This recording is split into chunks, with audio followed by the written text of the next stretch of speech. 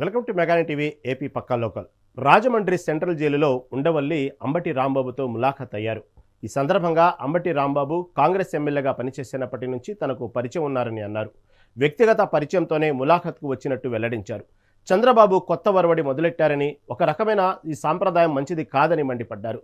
Tirumala laddu SIT నివేదికలో కొవ్వు పదార్థాలు ఏమీ కలవలేదని పేర్కొన్నారని అన్నారు. కానీ చంద్రబాబు పదే పదే జంతువుల కొవ్వు అని మాట్లాడుతున్నారని విమర్శించారు. చంద్రబాబు ఎప్పుడూ బ్యాలెన్స్ తప్పి మాట్లాడరు, కానీ తిరుమల లడ్డు విషయంలో ఎందుకు ఇలా మాట్లాడుతున్నారో అర్థం కావట్లేదని అన్నారు. అవతల ఆయన ఉంటాడు, అవతల ఉంటాడు, ఫోన్లో మాట్లాడుకోవటం. ఇంత పూర్వం నేను చాలాసార్లు సెంట్రల్ జైల్లో విజిటర్స్ని చూడడానికి వచ్చాను. నేను సెంట్రల్ జైల్లో రిమాండ్లో ఉన్నాను. కానీ ఈ కండిషన్స్ అన్నీ మారుతూ వచ్చాయి కదా. ఇప్పుడున్న దాంట్లో పెద్ద ఎక్కువగా మాట్లాడుకోవడానికి అవకాశం లేదు. ఫోన్లోనే అటే ఫోన్లో ఆయన మాట్లాడుతున్నాడు, ఇటే ఫోన్లో మనం మాట్లాడాలి. ఆయన ఏం కంప్లైంట్, నాతో అయితే ఏం కంప్లైంట్ చెప్పలేదు. బాగానే ఉన్నాడు, ఆరోగ్యంగా ఉన్నాడు, నవ్వుతూ హ్యాపీగా ఉన్నాడు ప్రతిదీ. ఎందుకంటే అతను కూడా లాయర్ కదా, అతనికి తెలుసు ఈ కేసు పసంత ఉందో. ఈ కేసు వల్ల వాళ్ళ పార్టీకి అతనికి వ్యక్తిగతంగా కూడా చాలా బెనిఫిట్ జరిగిందని అనుకుంటున్నాను. ఎందుకంటే కక్ష సాధింపు ధోరణితోటి చేసినటువంటి ప్రయత్నం అని క్లియర్గా అర్థమైపోతుంది. కనీసం అక్కడ ఇంటి మీద దాడి చేస్తుంటే 6 గంటల సేపు మనం అందరం చూసాం కదా. వాళ్ళని కనీసం ఏ మేజిస్ట్రేట్ ముందో ఆధారపరిచి చిన్న డ్రామా అన్నా చేయవలసింది. స్టేషన్ బెయిల్ ఇచ్చి పంపించారు. ఆర్సన్ కేసులో, ఆర్సన్ కేసు అంటే ఇంటి మీదకి మంటలు వచ్చేలాగా పెట్రోల్ బాంబులు విసిరితే దాంట్లో స్టేషన్ బెయిల్ నేను ఎప్పుడు వినలేదు. అలాగే తిట్టాడన్న కేసులో తీసుకొచ్చి అప్పుడే 2 వారాలు అయిపోయినట్టుంది, తీసుకొచ్చి సెంట్రల్ జైల్లో పెట్టడం ఇది టూ మచ్ అనమాట. ఇప్పుడే పెద్దలు ఉండవల్లి అరుణ్ కుమార్ గారు చెప్పినట్టుగా ఆయన మీద ఇంటి మీద దాడి చేసి, ఇల్లు తగలబెట్టి, కారులు తగలబెట్టి, వేలాది మంది వీరంగం చేసి అల్లర్లు సృష్టించిన వాళ్ళ మీదేమో కేసులు లేవు. ఆయన ఒక మాట అని మళ్ళీ నేను పశ్చాత్తాపడుతున్నాను అని అంటే ఆయన సెంట్రల్ జైల్లో బంధించారు. పైగా 36 కేసులు ఒకే ఇన్సిడెంట్ మీద నమోదు చేశారు. ఇవి కాకుండా వేరే వేరే కేసులు కూడా ఉన్నాయని చెప్తున్నారు. అంటే బహుశా ఇంత దుర్మార్గమైన పరిపాలన చంద్రబాబు నాయుడు గారు చేయగలుగుతాడని మేమే కాదు, తెలుగుదేశం పార్టీ నాయకులు చాలా మంది కూడా ఊహించి ఉండరు. అంటే ఏం ఆశించి ఇది చేస్తున్నారో కూడా వాళ్ళకే అర్థం కావట్లేదు. ఈ ప్రభుత్వం అన్ని విషయాల్లోని ఫెయిల్ అయిపోయి చివరికి ఆ ఫ్రస్ట్రేషన్లో కూరుకుపోయి ఇలాంటి సంఘటనల ద్వారా డైవర్షన్ పాలిటిక్స్ చేయాలని ప్రయత్నం చేస్తున్నట్టుగా కనపడుతుంది. ఒక కాపు నాయకుడు, ఒక సీనియర్ నాయకుడు, సుమారు 40 సంవత్సరాల నుంచి రాజకీయాల్లో బాగా పరిణితి ఉన్నవాడు, గతంలో ఎప్పుడు రాజకీయంగా తప్పులు చేసిన చరిత్ర లేనివాడు, అలాంటి అంబటి రాంబాబు గారిని తీసుకొచ్చి ఇవాళ రాజమండ్రి సెంట్రల్ జైల్లో పెట్టి ఏం సాధిద్దామని, ఎలాంటి మెసేజ్ ఇద్దాం అనుకుంటున్నారు మీరు? ఇప్పుడే పెద్దలు ఉండవలేరు. కర్నూలు జిల్లా ఎమ్మిగనూరు అభివృద్ధిపై ఎమ్మెల్యే జయనాగేశ్వరరెడ్డి ఘాటుగా స్పందించారు. పట్టణ అభివృద్ధికి ప్రభుత్వం కట్టుబడి ఉందని స్పష్టం చేశారు. పట్టణంలో సర్కిళ్ల బ్యూటిఫికేషన్, విద్యుత్ దీపాల ఏర్పాటు, మౌలిక వసతుల మెరుగుదల వంటి పనులను వేగంగా చేపడుతున్నామని తెలిపారు. ప్రజలకు సౌకర్యాలు కల్పించడమే తమ లక్ష్యమని చెప్పారు. ఎమ్మిగనూరులో హిందూ, ముస్లిం, క్రైస్తవులు అన్నదమ్ములా కలిసిమెలిసి జీవిస్తున్నారని అన్నారు. రాజకీయ లాభాల కోసం మతాలను అడ్డుపెట్టుకుని విమర్శలు చేయడం సరికాదని మండిపడ్డారు. ఒకరాయన మా పార్టీ ఆయన కావచ్చు, ఇంకొకరు కావచ్చు, వాళ్ళు వచ్చి ఏం చెప్తారు, వాళ్ళు ఏదో పేరు పెట్టారని ఒక డ్రామా ఆడితే ఆ రోజు ఏం చెప్పాను నేను, గతంలో ఏముంటే అదే ఉంటుందని చెప్పాను. ఇది చరిత్ర మారిస్తే మారేది కాదు.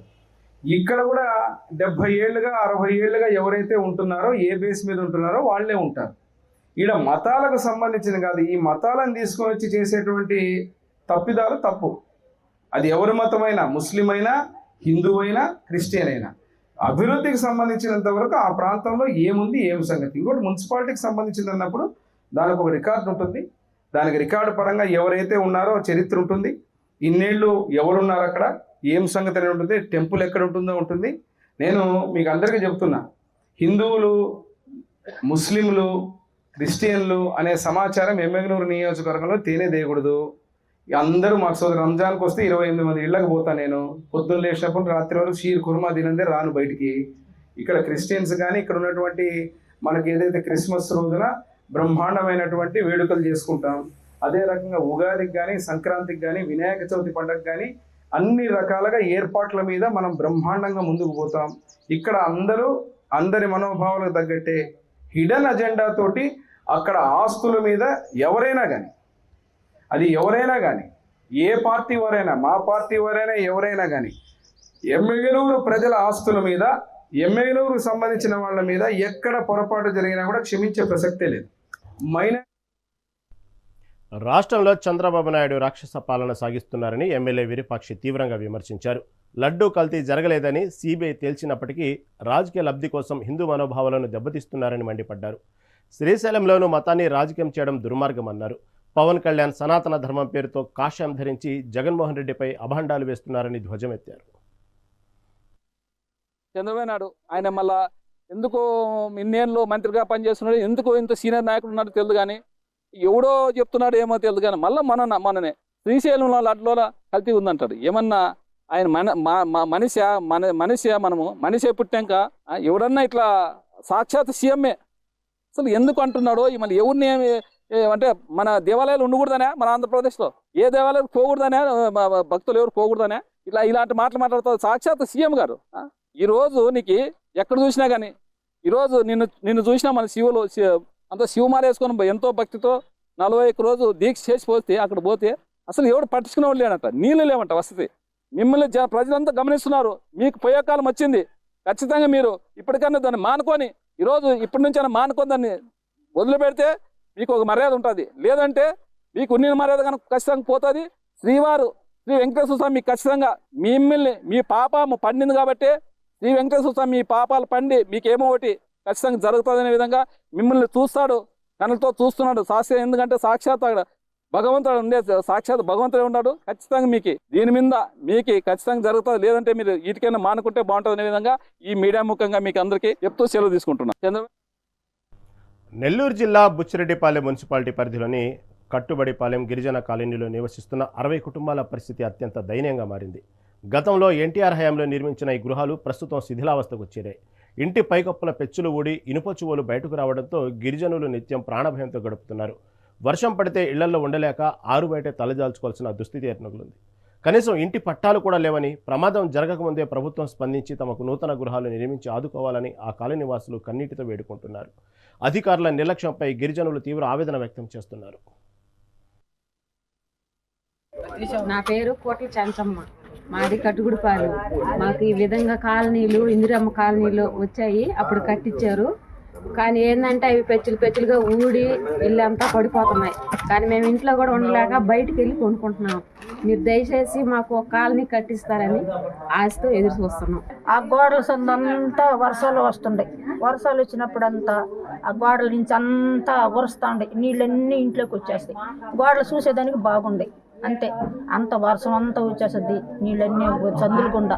కట్టించిన కాలనీ పాత కాలనీ కట్టించింది కాంట్రాక్టుదారుడు నాగూరు రావణయ్య పేరు, ఒడ్డోలు ఆయన. అది ఇది కట్టి దాదాపు 30 సంవత్సరాలు అవుతుంది ఇల్లులు కట్టి. ఇంద్రమ్మ కాలనీ మాత్రం కాదు, ఇది ఇంద్రమ్మ కాలనీలు పగలు కొట్టేసి చంద్రబాబు వచ్చి కట్టించాడు. అది ఇప్పుడు ఎట్టున్నాయి సార్, అదే స్లాపులు పగిలిపోయి నెత్తిన పడుతున్నాయి. నెత్తిన పడి ఒళ్ళు వసతి లేక పక్కల గుడిసెలు వేసుకొని బతుకుతున్నారు. ఇల్లు పగిలిపోయి పింకిలుగా వాన వస్తే ఇలా ఇంట్లోనే నీళ్ళల్లో ఉండాల్సి వస్తుంది. మేము ఒక్క పక్కనే పూనుకొని ఉంటున్నాం. మేము ఇల్లు రోడ్డు వేసి నీళ్లు కూడా పోయి జలధర కాలువలు పెట్టకపోయి మాకు. నా పేరు శ్రీనివాసులు, మాది బుచ్చిరెడ్డిపాలెం కట్టుబడిపాలెం గ్రామం. ఈ గత ఇందిరమ్మ కాలనీ హయాంలో కట్టిన ఇల్లులు దగ్గరగా 25 సంవత్సరాలు అవుతున్నాయి. కట్టినప్పటాంచి ఇప్పటికీ ఈ పెక్కులు రాలిపోయి ఇది గందరగోళంగా అవుతున్నాయి ఇల్లులన్నీ. ఎప్పుడైనా వర్షాలు పడినప్పుడు వేరే వాళ్ళ ఇళ్లలో పోయి మేము పునుకోవాల్సి వస్తుంది, లేదంటే బయట పునుకోవాల్సి వస్తుంది. ఈ ఎవరన్నా పట్టించుకొని ఎవరొకరు ముందుకు వచ్చి మాకు సాయం చేయాలని కోరుకుంటున్నాము. ఇంకోటి వచ్చేసి ఈ విషయం ఎమ్మెల్యే దాకా వాళ్ళ దాకా పోతే ఎంతమంది వచ్చినా కానీ మాకు పట్టించుకునే వాళ్ళు ఎవరు లేరు. ఎన్ని కాగితాలు ఇచ్చినా ఎన్ని అర్జీలు పెట్టినా మమ్మల్ని ఎవరు పట్టించుకోవట్లేదు. ఎవరొకరు వచ్చి స్పందించాలని మేము కోరుకుంటున్నాము. సినీ నిర్మాత బండ్ల గణేష్ చేపట్టిన సంకల్ప పాదయాత్ర తిరుమల చేరడంతో విజయవంతంగా ముగిసింది. తెలంగాణలోని షాద్ నగర్ శ్రీ వెంకటేశ్వర స్వామి ఆలయం నుంచి ప్రారంభమైన ఈ పాదయాత్ర 23 రోజుల పాటు కొనసాగింది. మొత్తం 535 కిలోమీటర్ల మేర కాలినడకన ప్రయాణించి శ్రీవారి సన్నిధిని చేరుకున్నారు. ఈ సందర్భంగా శ్రీవారిని నమ్మి నష్టపోయిన వారు లేరని బండ్ల గణేష్ అన్నారు. అనంతరం టీటీడీ చైర్మన్ బిఆర్ నాయుడును క్యాంప్ కార్యాలయంలో మర్యాదపూర్వకంగా కలిసి శుభాకాంక్షలు తెలిపారు. ఈ సందర్భంగా చైర్మన్ బండ్ల గణేష్ను శాలువాలతో సత్కరించి అభినందించారు.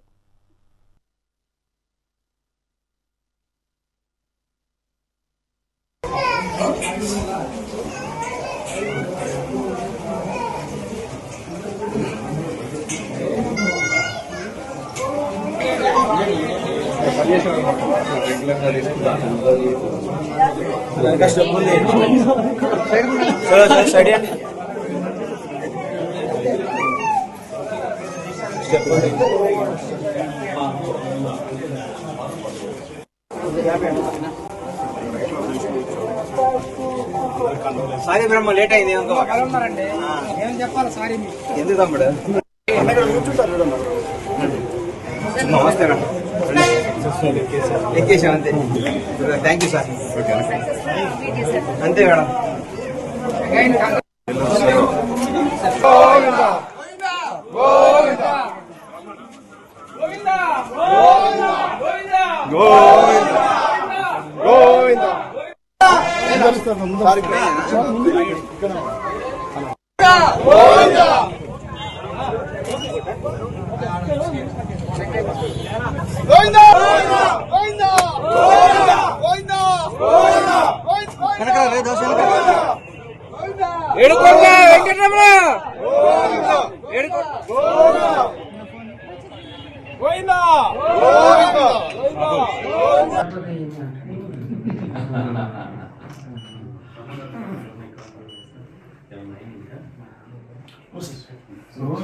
ఏంటంటే కార్బన్ ఉందా లేదా అన్ని అడిగారు కదా అడిగాను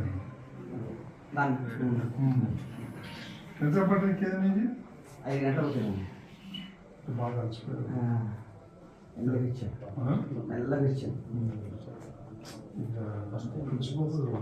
క్యారవాన్ పెట్టి సెటప్ టెంట్లో 2 క్యారవాన్ మొత్తం 100 మంది ఉండేవాళ్ళు అన్ని టిఫిన్లు భోజనాలు లంచ్ టైం బాగా ఎట్లా వస్తున్నాం అని కొద్దిగా ఎంక్వైరీ చేసేవారు అసలు ఇలా హైదరాబాద్లో పని నుండి కూడా మనం వస్తున్నాం థ్యాంక్స్ అన్న సతీష్ అన్న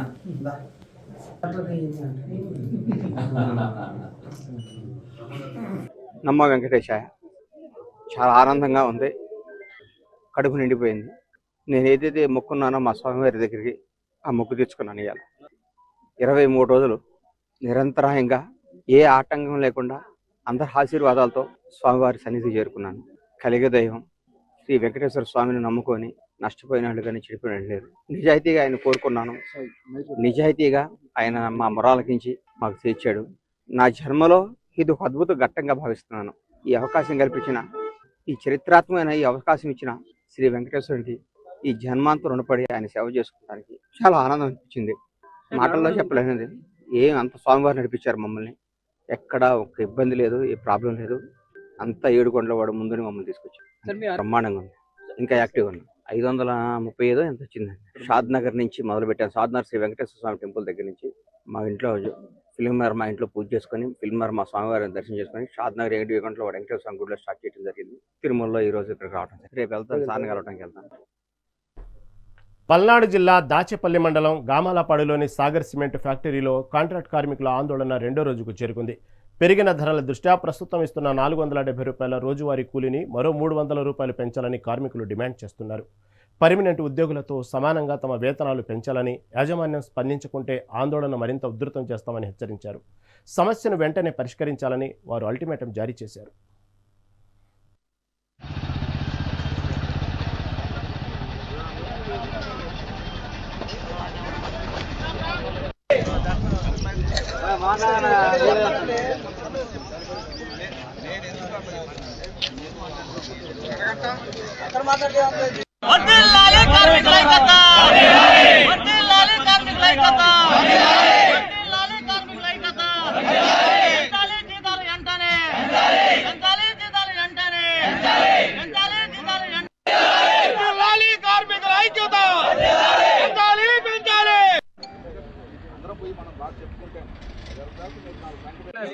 నమస్కారం. మేము కార్మికులం గత 2 రోజుల నుంచి మాకు జీతాల గురించి మేము స్ట్రైక్ చేస్తున్నాం. స్ట్రైక్ చేస్తుంటే మమ్మల్ని శాంతియుతంగా స్ట్రైక్ చేస్తుంటే యాజమాన్యం మాపై పోలీసుల్ని పంపించడం జరిగింది. మేము మమ్మల్ని ఒక రౌడీలాగా మమ్మల్ని ట్రీట్ చేస్తున్నారు. వాళ్ళు కేవలం మా పొట్టకుటి కోసం మాకు ఈ 10 రూపాయలు పెంచండి, 2 రూపాయలు పెంచండి అని మేము గత 3 సంవత్సరాల నుంచి కూడా వాళ్ళని ప్రాధాయపడుతూ వచ్చినాం. ఈసారి మా కడుపు మండి మేము బయటకు వచ్చి మేము కూర్చొని సార్ మాకు పెంచండి మళ్ళీ అడిగితే కూడా మాపై పోలీసుల్ని మాకు పంపించారు. అయినా కూడా మేము భయపడకుండా మేము ఎక్కడే కూర్చున్నాం. మా యొక్క ఈ ఉద్యమం ఖచ్చితంగా మా యొక్క యూనియన్ ద్వారా మేము ముందుకెళ్తాం. అండ్ ఇంకోటి ఏంటంటే హిందీ వాళ్ళని తీసుకొచ్చి వాళ్ళకి కార్డులు ఇచ్చి వాళ్ళకి 750 రూపాయలు ఇచ్చి వాళ్ళని ఇక్కడే పెట్టిస్తున్నారు. వాళ్ళు పట్టగుడి కోసం వచ్చిన వాళ్ళు మాతో కలిపి వాళ్ళకి కాలం లేదు. కానీ మాకు అర్హత ఉన్నా కూడా వాళ్ళకి అర్హత లేకపోయినా కూడా వాళ్ళకి ఇచ్చి మమ్మల్ని మా పట్ట కొడుతున్నారు. అలాగే సివిల్ వర్కర్స్ ని ఏ విధంగా ట్రీట్ చేస్తున్నారంటే వాళ్ళకి కార్డు ఇవ్వట్లేదు. మాకు శాలరీ పెంచే ప్రయత్నం ఒకటి. ఇంకోటి ఏంటంటే గతంలో చూసుకున్నట్టయితే మఠంపల్లిలో ఏ విధంగా జరుగుతుందో అక్కడ మాకు ఒక రేటు, ఇక్కడ ఒక రేటు జరుగుతుంది. వీటన్నిటిని కూడా మాకు డిమాండ్లు, వీటన్ని మాకు కావాల్సిందిగా మేము కోరుతున్నాం. నమస్కారం. తిరుపతి నగరపాలక సంస్థ చివరి కౌన్సిల్ సమావేశం మేయర్ శిరీష అధ్యక్షతన ఎస్యు సెనెట్ హాల్లో కోలాహలంగా జరిగింది. ఈ సమావేశంలో బడ్జెట్కు ఆమోదం తెలపడంతో పాటు పలు అభివృద్ధి పనులపై చర్చించారు. ముఖ్య అతిథిగా హాజరైన ఎమ్మెల్యే ఆరణి శ్రీనివాసులు గత వైసీపీ పాలనలో కార్పొరేటర్లకు కనీస ప్రాధాన్యత దక్కలేదని విమర్శించారు. కూటమి ప్రభుత్వం వచ్చిన తర్వాతే సభ్యులకు స్వేచ్ఛ లభించిందన్నారు. భూములు కోల్పోయిన లబ్ధిదారులకు పారదర్శకంగా టీడీఆర్ బాండ్లు అందజేస్తున్నామని, నగరాభివృద్ధికి అందరూ కలిసికట్టుగా పనిచేయాలని ఆయన పిలుపునిచ్చారు.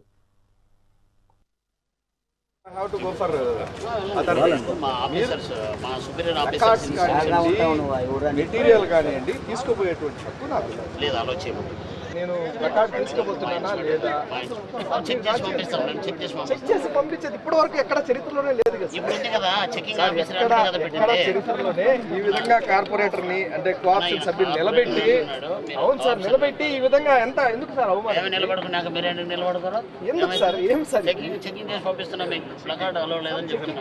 It's a fundamental. It's a fundamental. It's a mandatory. It is the mandatory. It is the police officer mandatory. If you know, you are educated. Sir agenda check చేసి మర్డర్కి సంబంధించినవి ఏమన్నా ఉన్నాయండి? ఉన్నాయా? లోపల ఓపెన్ చేయండి. ఇప్పటి వరకు లేదు, ఇప్పుడు ఎందుకు వస్తుంది? ఎందుకు నా అజెండా లోపల నుంచి చెక్ చేసినామండి. అలా చెక్ చేస్తారు. ఇప్పుడు మీ అజెండా దాంట్లో ఏం లేనప్పుడు అజెండా ఉన్నప్పుడు చూపించండి. వాళ్ళు కూడా చూపించండి. మీ అజెండా అజెండా చూపించండి. ఏమైనా ఉన్నాయండి సార్, ఏమైనా మీకు చూపించాల్సిన రైట్ ఏముంది? మీకు చూపించాల్సిన హక్కు ఏముంది? రక్షణ వ్యవస్థలో అవును, నేనేమన్నా చూపి పేపర్ తెలుసు లోపల కవర్లో పెట్టుకొని వస్తే మాకు రక్షణ పరంగా మాకు డౌట్స్ ఉన్నాయి. లోపల రక్షణ కల్పించాల్సిన లోకల్ ఆఫీసర్ గా దాంట్లో కల్పించాల్సిన బాధ్యత మా మీద ఉంది. లేదు సార్, మీ దగ్గర అంతే అయిపోయింది. దానికి ఏముంది సార్? అయిపోయింది చెప్పడము. ఇప్పుడు చెక్ చేసి ఎలా పంపిస్తారు? సభ్యుడు గౌరవం ఇవ్వాలి కదా, నేను సభ్యుడు కదా, గౌరవం ఇవ్వాలి అంతే. ఇది నా హక్కు. This is my right. నేను I have to go for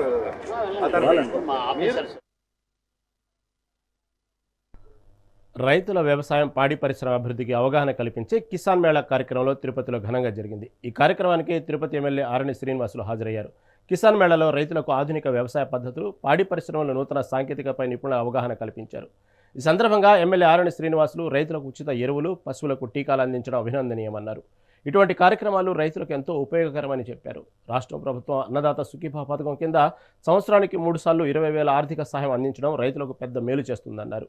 deputy CM Pawan Kalyan పాడి రైతుల అభివృద్ధి కోసం గోకులం షెడ్యూల్ ఏర్పాటు చేయడం ద్వారా వారికి ప్రోత్సాహం లభిస్తుందని పేర్కొన్నారు. విద్యాలయాల్లో ఈరోజు కిసాన్ మేళా రైతుల కార్యక్రమం జరగడం జరిగింది. దాంట్లో ప్రత్యేకంగా కూడా ఈ యొక్క కిసాన్ మేళా రైతుల సదస్సులకు ఒక అవగాహన సదస్సు కూడా ఏర్పాటు చేయడం జరిగింది.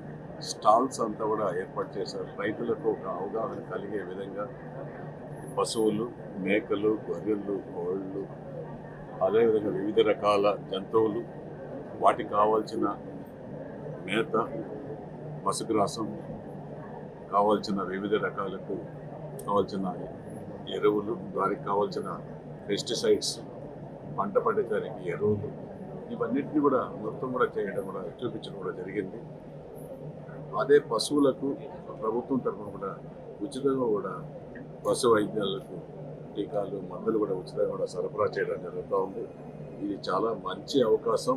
ఈ కిసాన్ మేళాలో రైతులకు పండించే పంటలకు గిట్టుబాటు ధరగా, వీరి వల్ల పశువులు, మేకలు, గొర్రెలు, కోళ్ళు ఇవన్నిటిని కూడా ఉత్పత్తి ఎలా చేసుకుంటే ఎలా లాభం పొందొచ్చు అనేది ముఖ్య అవకాశం. వాటికి రైతులకు కావాల్సిన పరికరాలు, ట్రాక్టర్లు, వాటిని పంటలు పండించడానికి కావాల్సిన యంత్రాలు కూడా కిసాన్ మేళా, కిసాన్ ద్వారా సప్లై చేయడం చాలా